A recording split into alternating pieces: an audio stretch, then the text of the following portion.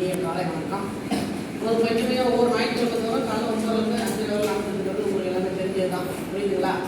இப்போ வந்து பார்த்தீங்கன்னா அடுத்த பேட்ச் 2025க்கு ஜனவரி 5ஆம் தேதி மேபி கிளாஸ் ஸ்டார்ட் ஆகும்.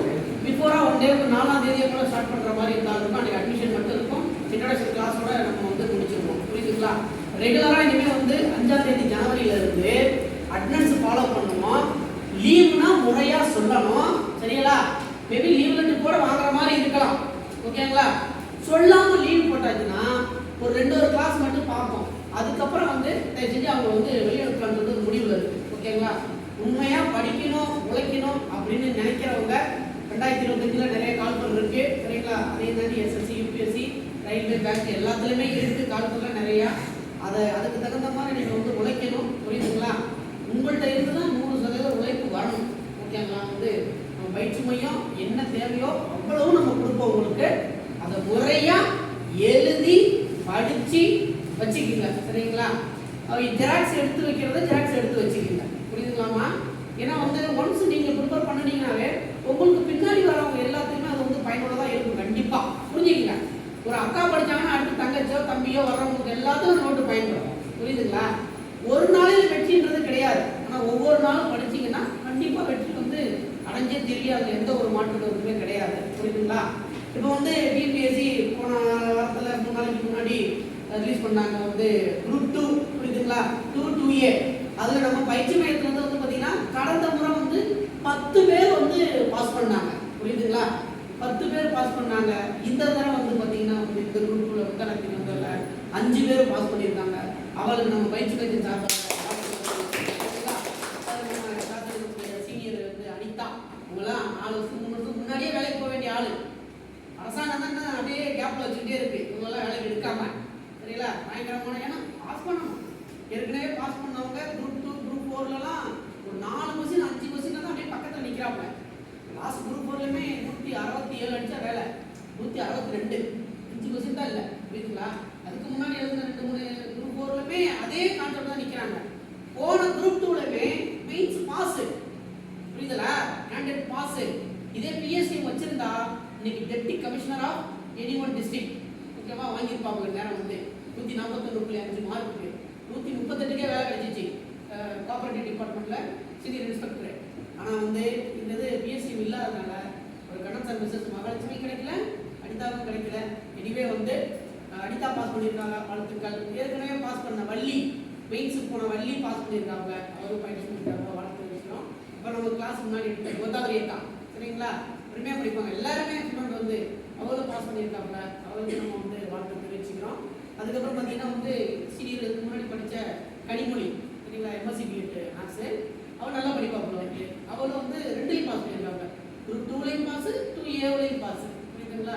அதையும் தாண்டி நாங்கள் உட்காந்து படித்த பானுமதி அக்கா செக்யூரிட்டி குவார்டர்ஸ்லேருந்து வருவாங்க, அவங்க பாஸ் பண்ணியிருக்காங்க. வந்து 5 பேர் நம்ம ஸ்டூடெண்ட்டு. அதையும் தாண்டி இன்னொரு பொண்ணு கற்பகம்னு சொல்லிட்டு எம்ப்ளாயி ஒய்ஃபு, சரிங்களா? அவளும் வந்து இப்போ நம்ம மெயின்ஸுக்கு வந்துருக்குறாங்க. வந்து இப்போ எல்லாருமே வந்து, ஏன்னா இதில் எல்லாருமே 3 பேர் ஏற்கனவே படித்து எழுதுனவங்க, அதனால அவங்களுக்கு தேர்வு ஒன்றும் புதுசு கிடையாது. அதனால இன்னும் டைம் ரொம்ப கம்மிமா. நீங்கள் பாட்டில் வந்து ரொம்ப லாங் பீரியட்லாம் நினச்சிடாதீங்க. ஒன்லி 48 days 52 days தான் இருக்குது. பிப்ரவரி 8ஆம் தேதி எக்ஸாம் மெயின்ஸ், 2ஆம் தேதி ரிசல்ட் விட்டாங்க, 8ஆம் தேதி எக்ஸாம் வச்சுட்டாங்க. அப்போ என்ன பண்ணியிருக்கணும்? ஏற்கனவே நீங்கள் படிச்சிருந்தா மட்டும்தான் அடிக்க முடியும், புரியுதுங்களா? அதே தாண்டி இந்த குரூப் 2Aவுக்கு ஒரு மேத்ஸ் ஒரு 40 கொஸ்டின் பக்கம் ஆட் பண்ணியிருக்கிறாங்க, புரியுதுங்களா? அதனால இதை எல்லாத்தையும் கவனத்தில் வைங்க. 2025 நல்ல ஒரு பிரகாசமான வருஷமாக இருக்கும். முறையாக பயன்படுத்திங்க, எனக்கு ப்ரெசென்ட் ஆகணும், புரியுதா? ஞாயிற்றுக்கிழமான வேற எந்த கமிட்மெண்ட்டும் நீங்கள் கொடுக்காதீங்க. ஒரே கமிட்மெண்ட் பயிற்சி மையம், சரிங்களா? ஒவ்வொரு யாரும் நீங்கள் வந்து நிற்கணும். வந்து லீவுனா நம்ம சொல்லுவோம், மேக்ஸிமம் லீவ் கிடையாது. ஏன்னா இந்த வாரத்தில் மழையெல்லாம் முடிஞ்சு போச்சு, அதுக்கப்புறம் இனிமேல் மழை இருக்கிற வாய்ப்பு இல்லை, இனிமேல் வெயில் தான், புரியுதுங்களா? அடுத்த வந்து ஜூன் ஜூலை ஆகஸ்ட் வரலுமே இனிமேல் வெயில் தான். வந்து அதனால வந்து குரூப் 4 வர வாய்ப்பு இருக்குது. குரூப் 2 மெயின்ஸ் முடிச்சதுக்கப்புறம் ரிலீஸ் ஆகுவாங்க. குரூப் 8 குரூப் 1 எல்லாமே தொடர்ந்து வர வாய்ப்பு இருக்குது. மாணவர்கள் நல்லா படிங்க. அப்புறம் வந்து இந்த தமிழ் மாற்றிருக்காங்கன்னு சொல்லிட்டு ஒன்றும் பயப்படுவாங்க, சரிங்களா? தமிழ் மாற்றிட்டு போகிறாங்க, போர்டுனா மாற்ற தான் செய்வாங்க, சரிங்களாம்மா? ஸ்கூல் புக் 5 வருஷம் மாற்றுறாங்களா இல்லையா? அதை போல் இவங்களும் என்ன பண்ணுவாங்க, மாணவர்களுக்கு ஒரு ட்விஸ்ட் வைக்கணும், எல்லாரும் நல்லா படிக்கிறாங்க, அவங்க என்ன பண்ணலாம் ஒரு பயத்திலே வச்சுருந்தாங்க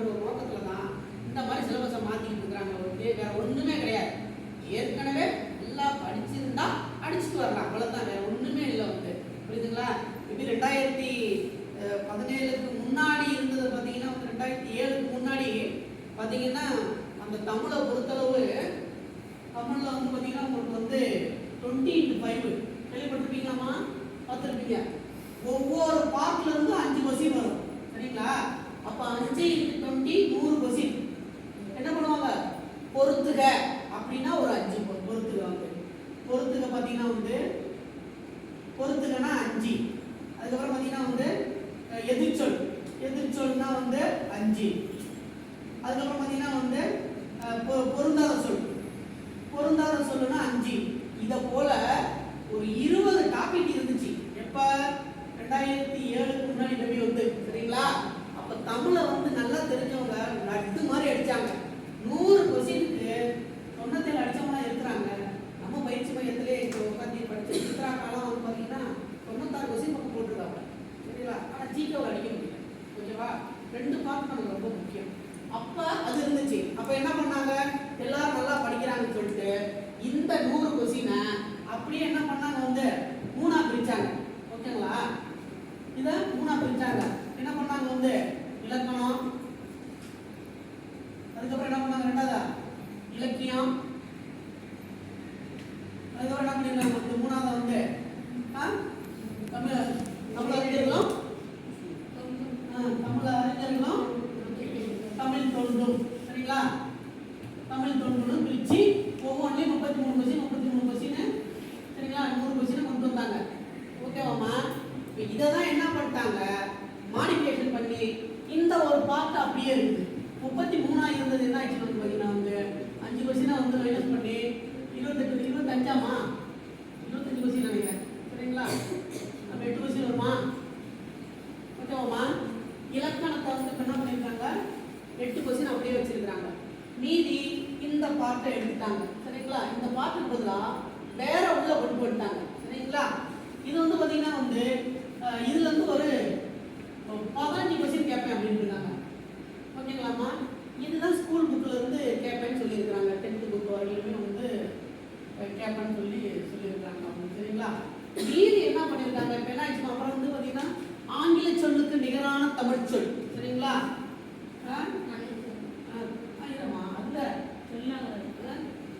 சொல்லு வேற. இது வந்து மொழிபெயர்ப்பு ஆங்கில சொல்லுக்கு நிகரான தமிழ் சொல்.